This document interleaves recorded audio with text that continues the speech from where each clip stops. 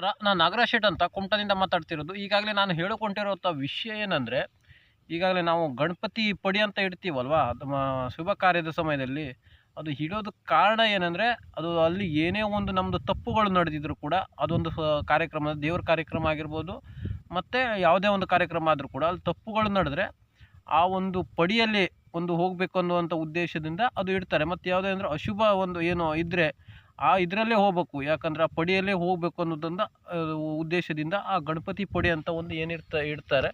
ಅದಕ್ಕೆ ಇಡ್ತಾರೆ, ಯಾಕಂದರೆ ಅದು ಒಂದು ಕ್ಷಮಾ ಇದು ತಪ್ಪನ್ನು ನಡೆದ್ರೆ ಅದ್ರ ಮೇಲೆ ಹೋಗಬೇಕು. ಮತ್ತು ಗಣಪತಿಗೆ ಕ್ಷಮಾ ಒಂದು ಗುಣ ಇರೋದ್ರಿಂದ ಅದೊಂದು ಗಣಪತಿ ಪಡಿ ಅಂತ ಇಡ್ತಾರೆ. ಅದಕ್ಕೋಸ್ಕರ ಎಲ್ಲ ಕಾರ್ಯಕ್ರಮಗಳಲ್ಲಿ ಗಣಪತಿ ಪಡಿ ಅಂತ ಇಡ್ತಾರೆ. ಮತ್ತು ಯಾವುದಾದ್ರು ಶುಭ ಕಾರ್ಯಗಳಾಗ ನಡೆಯೋ ಸಮಯದಲ್ಲಿ ಗಣಪತಿ ಪಡಿ ಅನ್ನೋದು ಇಡಲೇಬೇಕಾಗ್ತದೆ. ಯಾಕಂದರೆ ಯಾವುದೇ ಒಂದು ನೀವು ತಪ್ಪುಗಳು ನಡೆದ್ರೆ ಮತ್ತು ಏನೋ ಒಂದು ತೊಂದರೆ ಅಶುಭಗಳು ನಡೆಯುವಂಥ ಸಾಧ್ಯತೆಗಳಿದ್ದರೆ ಅದ್ರ ಮೇಲೆ ಹೋಗ್ಬಿಡ್ತದೆ. ಆ ಒಂದು ನಿಟ್ಟಿನಲ್ಲಿ ನಾವು ಒಂದು ಎರಡು ಮಾತು ಹೇಳೋಕ್ಕೆ ಇಷ್ಟಪಡ್ತಾಯಿದ್ವಿ.